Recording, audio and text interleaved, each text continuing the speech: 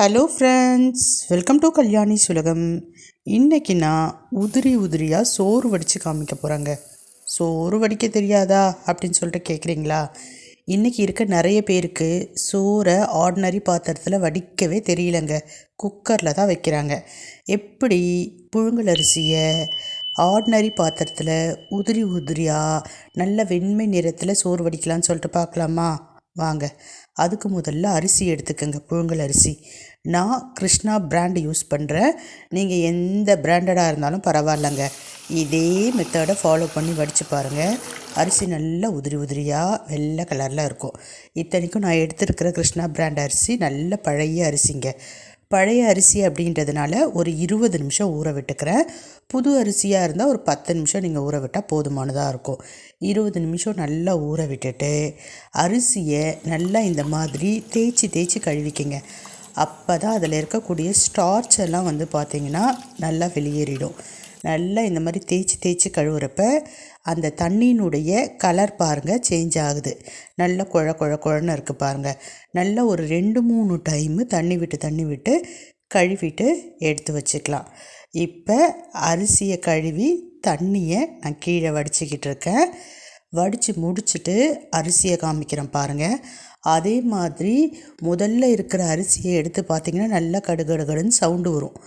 அரிசி ஊறிடுச்சுன்னா அந்த சவுண்டே வராது. கலரும் பார்த்திங்கன்னா வேறு மாதிரி சேஞ்ச் ஆகிருக்கும். நான் காமிக்கிறேன் பாருங்கள்.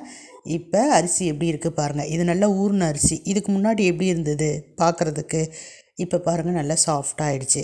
இப்போ இதை வேக வச்சோன்னா சீக்கிரமாக வெந்துடும். அரிசியும் நல்லா உதிரியாக வரும். நமக்கு கேஸும் மிச்சமாகிடும். இப்போ தண்ணி எடுத்துக்கிறோங்க. அளவாக எடுத்துக்கணும். நம்ம எவ்வளோ அரிசி எடுக்கிறோமோ அதுக்கேற்ற பாத்திரம் தான் வைக்கணுமே. நல்லா தண்ணி 3/4 அளவுக்கு எடுத்துக்கலாம். 3/4க்கு கொஞ்சம் ஜாஸ்தியாக எடுத்துக்கலாம். இப்போ நான் கொஞ்சம் தண்ணி நிறைய வச்சு தான் வடித்து காமிக்க போகிறேன். ஏன்னா நீங்கள் தெரிஞ்சுக்கணும் அப்படின்றதுக்காக. இப்போ ஸ்டவ் ஆன் பண்ணி வச்சாச்சு. ஃபுல் ஃப்ளேமில் வச்சுக்கலாம். ஃபுல் ஃப்ளேமில் வச்சுட்டு ஒரு 5லேருந்து ஒரு 7 நிமிஷம் வெயிட் பண்ணோன்னா போதும். இந்த மாதிரி லைட்டாக பபிள்ஸ் வர ஆரம்பிக்கும். அதுக்கப்புறம் நல்லா கொதிக்க ஆரம்பிக்கும். கொதித்த பிறகு ஊறின அரிசியை தண்ணி இல்லாமல் வடிச்சிட்டு அரிசியை மட்டும் இதில் நம்ம சேர்த்துக்கிறோம். அதே மாதிரி அரிசி பார்த்திங்கன்னா சோறான பிறகு வெள்ளை வெளியேன்னு இருக்கணும்னா நம்ம எடுக்கிற தண்ணியும் முக்கியம்தான்.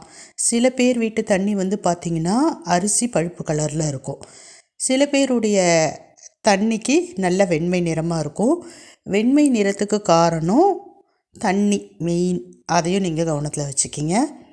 ஃபஸ்ட்டு ஒரு 5 மினிட்ஸில் நல்லா கொதித்து மேலே பொங்க ஆரம்பிக்கும். இப்போ ஸ்டவ்வை சிம் பண்ணிட்டிங்கன்னா இந்த மாதிரி மேலே வராமல் அப்படியே கொதிச்சுக்கிட்டு இருக்கும். இப்போ மீடியம் ஃப்ளேமுக்கு மாற்றிடுங்க. நான் இப்போ சோறில் கொஞ்சமாக உப்பு சேர்த்துருக்கேன். உங்களுக்கு உப்பு சேர்க்குற பழக்கம் இல்லைன்னா நீங்கள் உப்பை அவாய்ட் பண்ணிடலாம். உப்பு சேர்த்த பிறகு நல்லா மிக்ஸ் பண்ணிவிடுங்க. இப்போ பாருங்கள் அரிசி கொஞ்சமாக வெந்திருக்கு. இப்போ மீடியம் ஃப்ளேமில் ஒரு 5 நிமிஷம் அப்படியே விட்டுடலாம். நீங்கள் பக்கத்துலேயே நிற்கணும் அப்படின்ற அவசியம்லாம் கிடையாது. நீங்கள் சாப்பாடு வச்சுட்டு நீங்கள் வேறு வேலையை கூட போய் பார்க்கலாம். 5 நிமிஷம் கழித்து பாருங்கள். நல்லா சோறு மேலே எழும்பி வந்திருக்கு பாருங்கள். இப்படி கரண்டியில் எடுத்து பார்த்திங்கன்னா தெரியும். அரிசி நல்லா வெந்திருக்கு பாருங்கள். தண்ணியினுடைய அளவு நல்லா கம்மியாகிட்ருக்கும். அரிசி நல்லா வெந்து சோறாக மேலே எழும்பி வந்திருக்கும். நீங்கள் டவுட்டாக இருக்குன்னா அந்த சோறை கையில் எடுத்து ப்ரெஸ் பண்ணி பார்த்திங்கன்னா நல்லா பார்த்திங்கன்னா மசிஞ்சு வரும். இப்போ சோறு வெந்துருச்சு. நான் ஸ்டவ் ஆஃப் பண்ணிட்டேன்.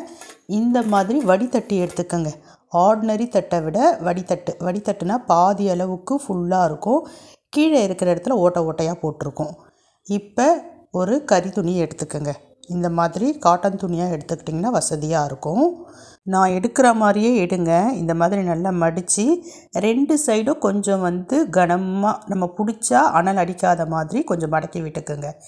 இப்போ வடித்தட்டை போட்டுட்டு நான் ஷிங்க்கு மேலே வச்சுருக்கிறேன்.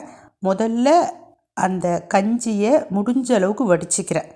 அந்த ஷிங்கில் இப்படி வடிக்கிறப்ப நமக்கு ஈஸியாக இருக்கும். அதுக்கப்புறம் அப்படியே தூக்கி அதுக்கு பொருத்தமான பாத்திரத்து மேலே வச்சு இந்த மாதிரி டம்ளரை நடுவில் சொருகி விட்டுட்டிங்கன்னா போதும். சூப்பராக அந்த பாத்திரத்தில் அப்படியே அந்த குண்டான் நின்றுடும். ஒரு 10 நிமிஷம் கழித்து மறுபடியும் நம்ம அந்த டம்ளரை எடுத்துட்டு நம்ம கஞ்சி வடிஞ்ச பிறகு சோறை நிமித்தி காமிக்கிறேன் பாருங்கள். மறுபடியும் இதே மாதிரி துணியை எடுத்துக்கோங்க. இந்த மாதிரி பிடிச்சிக்கிங்க. நல்லா பிடிச்சிட்டு அந்த நம்ம சென்டரில் வந்து பார்த்திங்கன்னா டம்ளர் வச்சோம் இல்லைங்களா, அந்த டம்ளரை எடுத்துருங்க. எடுத்துட்டு அந்த தட்டோட கவனமாக குண்டானை பிடிச்சி இப்படி கீழே இறக்கி வச்சிடுங்க. அவ்வளோதான், சூப்பராக சோறு வடித்தாச்சு. இப்போ வடித்தட்டை எடுத்துட்டு நான் காமிக்கிறேன் பாருங்கள். அரிசி எப்படி சோறாக உதிரி உதிரியாக வெள்ளை கலரில் வடிச்சிருக்கேன்னு பாருங்கள். சூப்பராக இருக்கா? எப்படி உதிரி உதிரியாக இருக்குது பாருங்கள். நம்ம முக்கால்வாசி கஞ்சி சிங்கிலேயே வடித்து விட்டுட்டோம். அதனால் பாத்திரத்தில் பார்த்திங்கன்னா கொஞ்சம் வடி தண்ணி தான் இருக்குது. பாருங்கள் எவ்வளோ உதிரி உதிரியாக இருக்குது. நல்லா ஒயிட் கலரில் இருக்குது. அது மட்டும் இல்லாமல் நல்லா நீளமாக இருக்குது. நம்ம வந்து ஒரு அரை மணி நேரம் 20 நிமிஷத்துலேருந்து அரை மணி நேரம் வரைக்கும் ஊற விட்டால் தான் அரிசி நல்லா நீளமாக இருக்கும். இப்போ தட்டில் போடுறப்ப பாருங்கள் எவ்வளோ நல்ல உதிரி உதிரியாக கொட்டுது. ஆவி பறக்க இருக்குது பாருங்கள். சூப்பராக இருக்கும். டயட்லாம் ஃபாலோ பண்ணுறவங்க குக்கரில் வடிக்காமல் இந்த மாதிரி ஆர்டினரி பாத்திரத்தில் சோறு வடித்து சாப்பிட்டு பாருங்கள். சீக்கிரமாக வெயிட் ரெடியூஸ் ஆகும். இது தாங்க டேஸ்ட்டும் கூடங்க.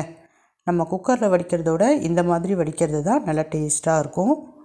சூப்பராக இருக்கும். வடித்து பார்த்து எப்படி இருக்குன்னு சொல்லுங்கள். பாய்.